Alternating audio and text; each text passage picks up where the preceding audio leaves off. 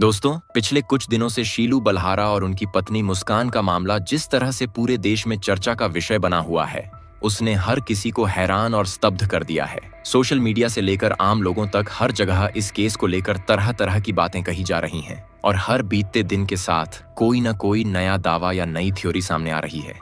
लोग यह जानने के लिए बेहद उत्सुक हैं कि आखिर उस काली रात को बंद कमरे या उस जगह पर ऐसा क्या हुआ था जिसने एक पूरे परिवार की खुशियों को पल भर में तिनके की तरह बिखेर कर रख दिया। इस पूरे घटनाक्रम में सबसे बड़ा और सनसनीखेज मोड़ तब आया जब पुलिस के हाथ उस स्थान की सीसीटीवी फुटेज लगी जहां यह पूरी घटना घटित हुई थी। इस सीसीटीवी फुटेज के सामने आने की खबर मिलते ही पूरे मामले में एक नया और गहरा सस्पेंस पैदा हो गया है और लोगों की जानने की इच्छा कई गुना बढ़ गई है।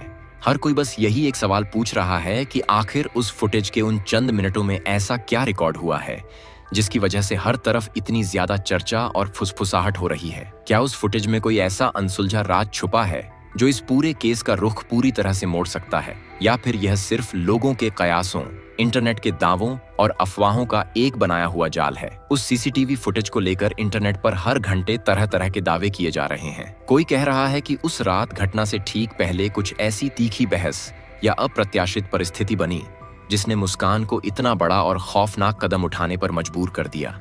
तो कोई यह दावा कर रहा है कि फुटेज में किसी अन्य व्यक्ति की संदिग्ध मौजूदगी भी दिखाई दी है जो इस पूरे मामले को एक बिल्कुल अलग कोण दे सकती है। हालांकि पुलिस और जांच टीम ने अभी तक इस सीसीटीवी फुटेज से जुड़ी किसी भी बात या दावे की आधिकारिक तौर पर पुष्टि नहीं की है। वरिष्ठ अधिकारियों का साफ तौर पर कहना है कि जब तक फॉरेंसिक लैब से फुटेज की पूरी तरह से तकनीकी जांच होकर विस्तृत रिपोर्ट नहीं आ जाती, तब तक किसी भी नतीजे या निष्कर्ष पर पहुंचना बेहद जल्दबाजी और गैर जिम्मेदाराना होगा। लेकिन इसके बावजूद सोशल मीडिया पर लोग अपनी अपनी कहानियां गढ़ रहे हैं और फुटेज के छोटे छोटे हिस्सों के अलग अलग मतलब निकाल रहे हैं, जिससे यह सस्पेंस सुलझने की जगह और ज्यादा उलझता और पेचीदा होता हुआ नजर आ रहा है। जांच से जुड़ी विशेष टीमों का कहना है कि इस गुत्थी को सुलझाने के लिए केवल सीसीटीवी फुटेज ही अकेला जरिया या सबूत नहीं है, बल्कि इसके इर्द गिर्द तकनीकी सबूतों का एक बहुत बड़ा और मजबूत ढांचा तैयार किया जा रहा है। दोनों के मोबाइल फोन को कब्जे में लेकर फॉरेंसिक जांच के लिए भेज दिया गया है। डिलीट किए गए message call records, WhatsApp chats और सोशल मीडिया एक्टिविटी को फिर से रिकवर करने की कोशिशें लगातार जारी हैं, ताकि यह बारीकी से समझा जा सके कि घटना से ठीक पहले मुस्कान की बातचीत किससे हुई थी, उनके मन में क्या चल रहा था और उनके बीच किस बात को लेकर तनाव या अनबन थी। पुलिस अधिकारियों का मानना है कि डिजिटल डेटा, कॉल डिटेल्स और सीसीटीवी फुटेज, इन तीनों को एक साथ मिलाकर और जोड़कर देखने के बाद ही असली वजह और घटनाक्रम की कड़ियों को साफ किया जा सकेगा। इसलिए हर एक बारीक से बारीक पहलू को बेहद गंभीरता से परखा जा रहा है, ताकि बिना किसी जल्दबाजी या दबाव के एकदम सटीक निष्कर्ष तक पहुंचा जा सके। दूसरी तरफ इस पूरी घटना के सामने आने के बाद से सोशल मीडिया प्लेटफॉर्म्स पर अफवाहों का बाजार बेहद गर्म हो चुका है। कई लोग केवल व्यूज, शेयर्स और लाइक्स हासिल करने के चक्कर में पुराने असंबंधित वीडियो और एडिट किए गए फोटो शेयर करके रोज नए नए सनसनीखेज दावे कर रहे हैं। बिना किसी पक्के सबूत या आधिकारिक बयान के लोग खुद ही जज बनकर अपनी तरफ से फैसला सुना रहे हैं और किसी को भी दोषी या निर्दोष ठहरा रहे हैं, जो कि कानूनन और नैतिक रूप से पूरी तरह से गलत है। पुलिस और स्थानीय प्रशासन ने भी जनता से बार बार यही संवेदनशील अपील की है कि इंटरनेट पर तैर रही किसी भी वायरल पोस्ट, बिना पुष्टि वाली खबर या मनगढ़ंत दावों पर बिल्कुल भी भरोसा न करें और न ही ऐसी चीजों को बिना सोचे समझे आगे शेयर करें, क्योंकि अधूरी और झूठी जानकारी से न केवल निष्पक्ष जांच प्रक्रिया में रुकावट आती है, बल्कि इस त्रासदी से जूझ रहे परिवारों को भी असहनीय मानसिक पीड़ा और सामाजिक लांछन का सामना करना पड़ता है। इसलिए थोड़ा धैर्य रखना और आधिकारिक जांच रिपोर्ट के सामने आने का इंतजार करना ही सबसे सही रास्ता है। अब इस पूरे मामले का अगला रुख क्या होगा, यह पूरी तरह से फॉरेंसिक विशेषज्ञों की जांच रिपोर्ट और पुलिस प्रशासन की अंतिम केस डायरी पर निर्भर करता है। आने वाले दिनों में जब जांच एजेंसियां अपने तमाम तथ्य और साइंटिफिक प्रूफ मीडिया के सामने रखेंगी, तभी इस गहरे रहस्य से पर्दा उठ पाएगा कि वास्तव में उस रात किस तरह के हालात बने थे और उस चर्चित सीसीटीवी फुटेज के पीछे की असली सच्चाई क्या है।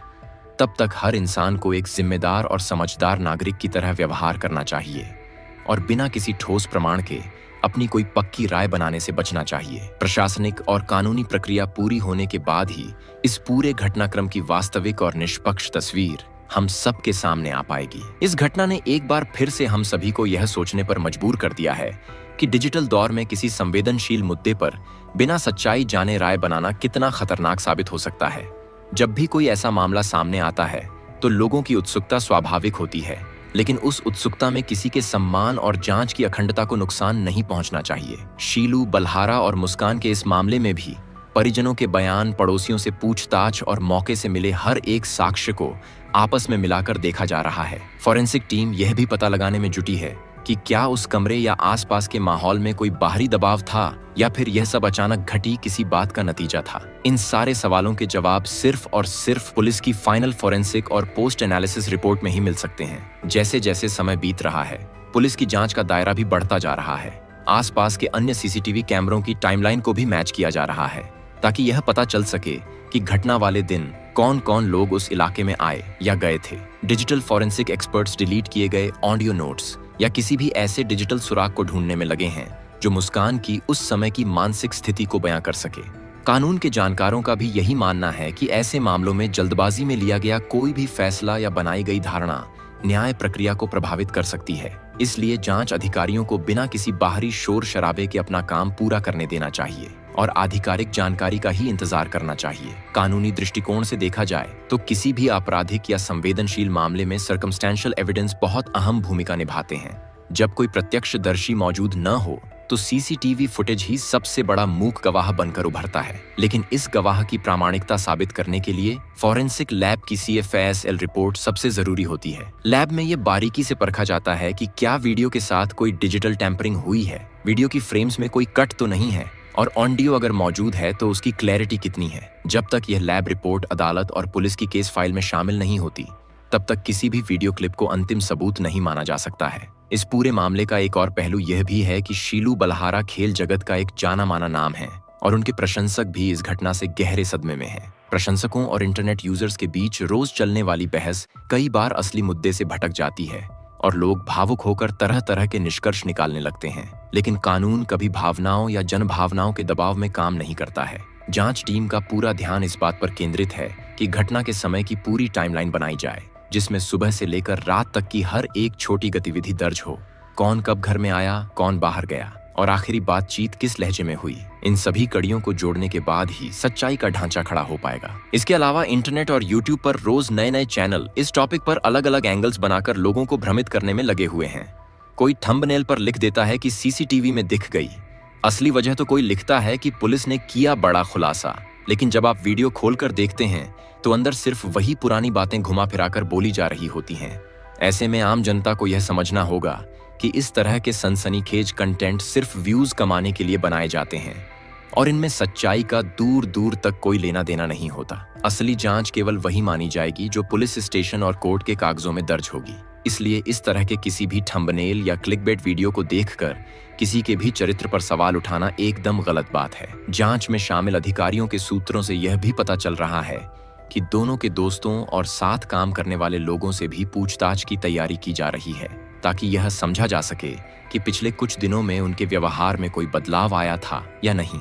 कई बार इंसान के अंदर क्या चल रहा होता है यह उसके करीबी लोग ही बेहतर समझ पाते हैं। पुलिस यह भी जानने की कोशिश कर रही है कि क्या किसी तरह का पारिवारिक या मानसिक तनाव था जिसकी वजह से इतनी बड़ी बात हो गई। जब तक इन सारे कड़ियों के जवाब एक दूसरे से मैच नहीं खाते, तब तक किसी भी थ्योरी को सही नहीं माना जा सकता।